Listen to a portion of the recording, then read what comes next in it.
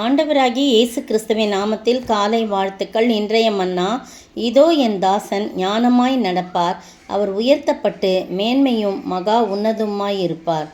ஏசாயா 52:13.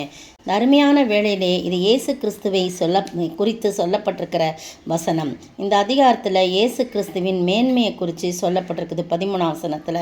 15ஆம் வசனத்திலையும் அவருடைய மேன்மையை குறித்து சொல்லப்பட்டிருக்கு. அப்படியே அவர் அநேக ஜாதிகள் மேல் தெளிப்பார், அவர் நிமித்தம் ராஜாக்கள் தங்கள் வாயை மூடுவார்கள் என்று சொல்லப்பட்டிருக்குது. அப்படிப்பட்ட ஒரு மேன்மைக்குரியவர் நம்முடைய அருமை ஆண்டவராகிய இயேசு கிறிஸ்துன்னு ஏசாயா தீர்க்கன் மூலமாக கர்த்தர் சொல்கிறார்.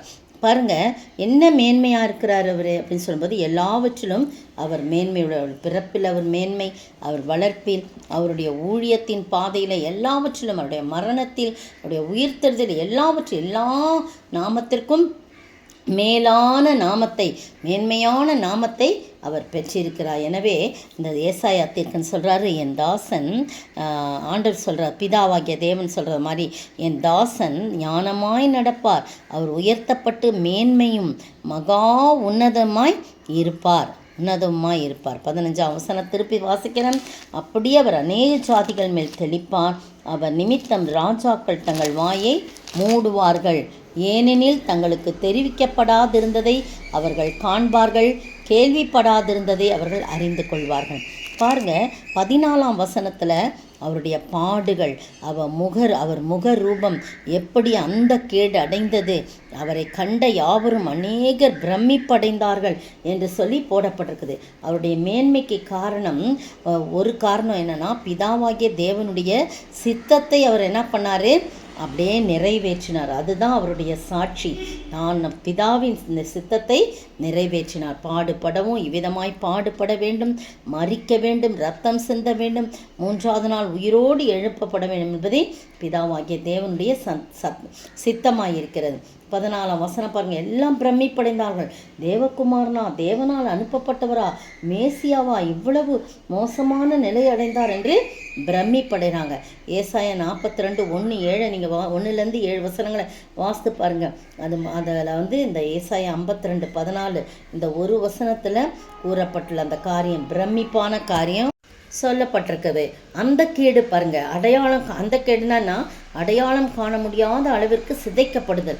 கிறிஸ்து நமக்காகப்பட்ட பாடுகளில் சுருக்கமாக இந்த வசனம் சொல்லப்படுது. இந்த வசனத்தை தியானித்து கிறிஸ்துவின் உடல் முழுவதும் அடைந்த காயங்களை நினைத்து அவருக்கு நன்றி செலுத்தணும். இதுதான் அவர் அடைந்த மேன்மை, பெரிய மேன்மை. ஏன்னா சிலுவையிலே நமக்காக அந்த ரட்சிப்பை சம்பாதித்து கொடுத்திருக்கிறார். அந்த கேடு ஏசாயா 53 வாசு பார்த்தீங்கன்னா, அவருடைய முகம் எப்படி ஆனது, அவர் நமக்காக எப்படியெல்லாம் கஷ்டப்பட்டான்னு சொல்லப்படுது. அதெல்லாம் அவருடைய பாடுகள்லாம் இருந்தால் கூட அது பிதாவின் சித்தத்தை நிறைவேற்றக்கூடிய மேன்மையாக காணப்படுது. யோவான் 1:15 பாருங்கள், யோவான் ஸ்நானகன் எப்படி சாட்சி சொல்கிறான்னா, யோவான் 1:15 யோவான் அவரை குறித்து சாட்சி கொடுத்து, எனக்கு பின் வருகிறவர் எனக்கு முன்னிருந்தவர், ஆகையால் அவர் என்னிலும் மேன்மையுள்ளவர் என்று நான் சொல்லியிருந்தேனே, அவர் இவர்தான் என்று சத்தமிட்டு கூறினார். பார்த்தீங்களா, எனக்கு பின்னாக வந்தார், ஆனால் அவர் எனக்கு முன்னாலே இருந்தவர்.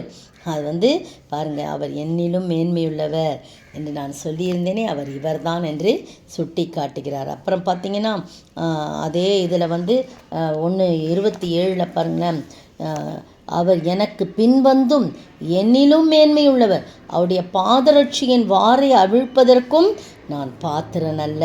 பார்த்தீங்களா, எவ்வளவு மேன்மையுள்ளவன்றதை யோவான் ஸ்நானகன் சொல்கிறார்.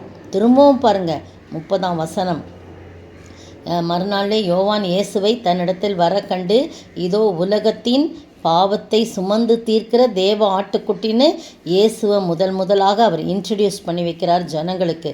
எனக்கு பின் ஒருவர் வருகிறார், அவர் எனக்கு முன்னிருந்தபடியார் என்னிலும் மேன்மையுள்ளவர் என்று நான் சொன்னேனே, அவர் இவர்தான் அப்படின்னு சொல்லி திரும்பவுமா அவரை சொல்கிறார். அவர் இவர்தான், நான் சொல்லியிருந்தேனே முன்னமே, அவர் இவர்தான், நானும் இவரை அறியாதிருந்தேன், இவர் இஸ்ரவேலுக்கு வெளிப்படும் பொருட்டாக நான் ஜலத்தினாலே ஞானஸ்நானம் கொடுக்க வந்தேன் என்றார். பார்த்தீங்களா, யோவானுடைய சாட்சி எப்படி. அப்போ அவர் மேன்மையானவர், இயேசுதான் மேன்மையானவர், அவரே மேன்மையானவர்.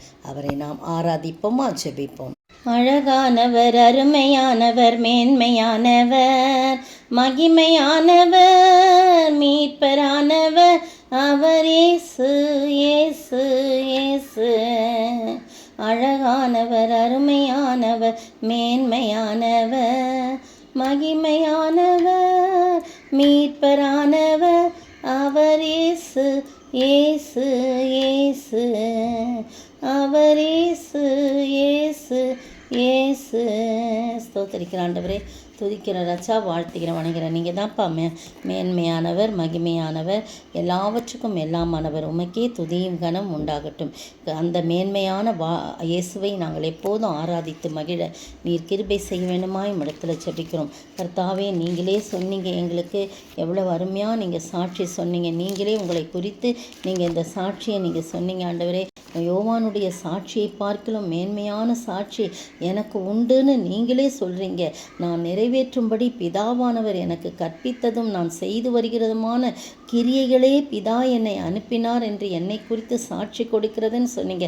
அந்த மேன்மையான சாட்சி ஆண்டவரே, நீர் பிதாவின் சித்தத்தை நிறைவேற்றினீங்க என்று சொல்லி, அப்படி நாங்களும் உடைய சித்தத்தை நிறைவேற்றி உமக்கு பிரியமான பிள்ளைகளாய் வாழ நீர் கிருபை செய்ய வேண்டும் என்று கர்த்தரும் மீட்பெரும் ராஜாவுமாக இயேசு கிறிஸ்துவின் விலையேறப்பட்ட நாமத்தில் ஜெபிக்கிறேன் பிதாவே, ஆமேன்.